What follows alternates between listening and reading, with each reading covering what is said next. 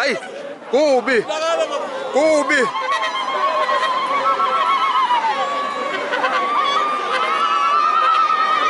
صوت أعلى.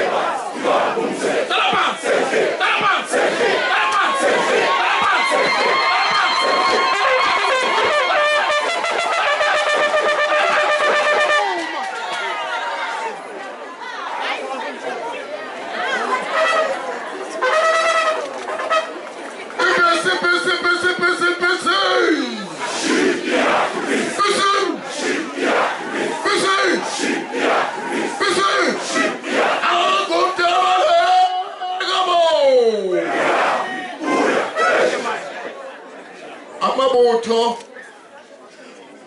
Oh, abantwana.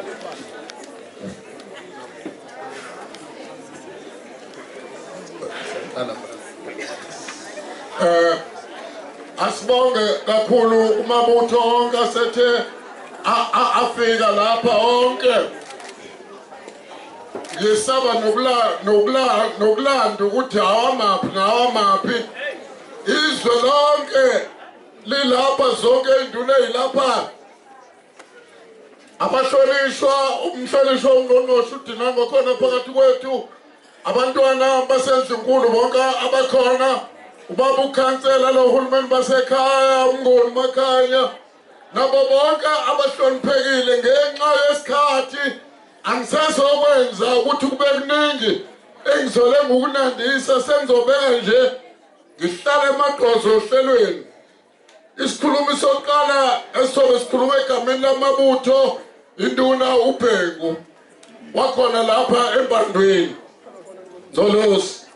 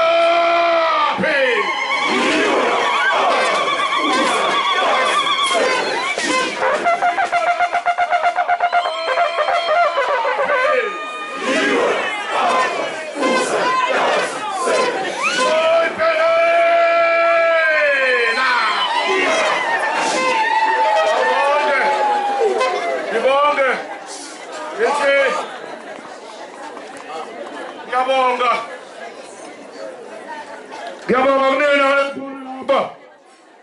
kulo mcimbi induna yami ngimqinise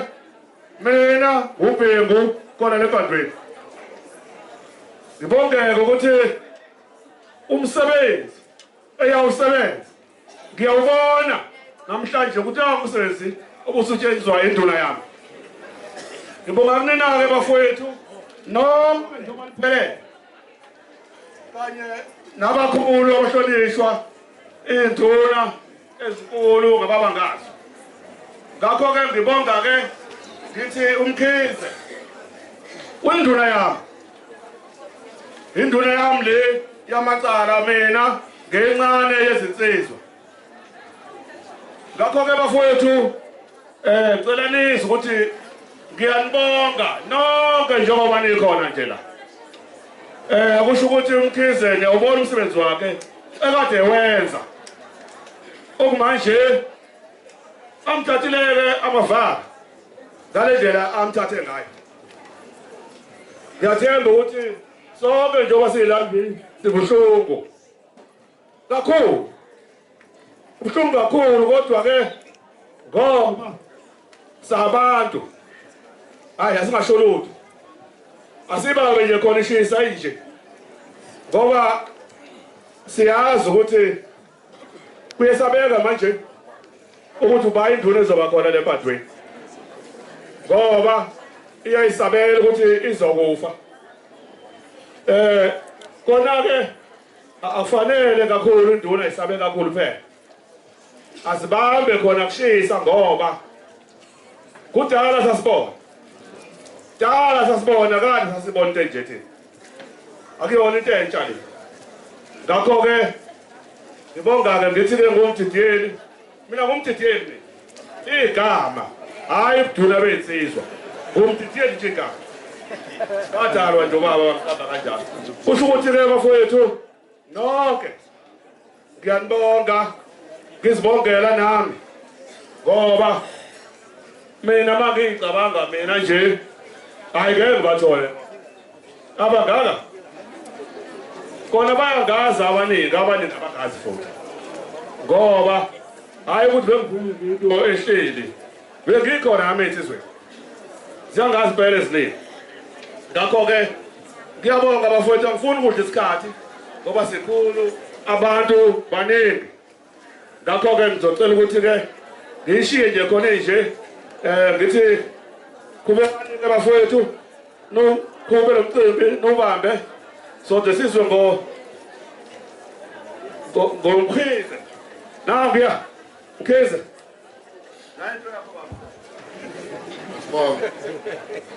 siyabonga kakhulu baba uMgcolosi ngokukhuluma nangekhanda khona ongithumayo la uthi abantwana abaphethe amafruit abagcwala yonke indawo uthi angisho lokho ukuthi khona abantu abaneBP noshukela bese behlala ekhulu bazokunciphisa phansi abasondeleke kodwa kuleli thuba ngoba ngithe ngeke ngisale nginandisa ngoba isikhathi esilimele kuleli thuba sotetela ubaba indona uMakhanya njesaba ukumqaphula ngegama kodwa ngisho ubaba uKobzizo yena ozokhuluma emva kwakhe ukhuluma ubaba uNgqondo umdideli ubaba uSipho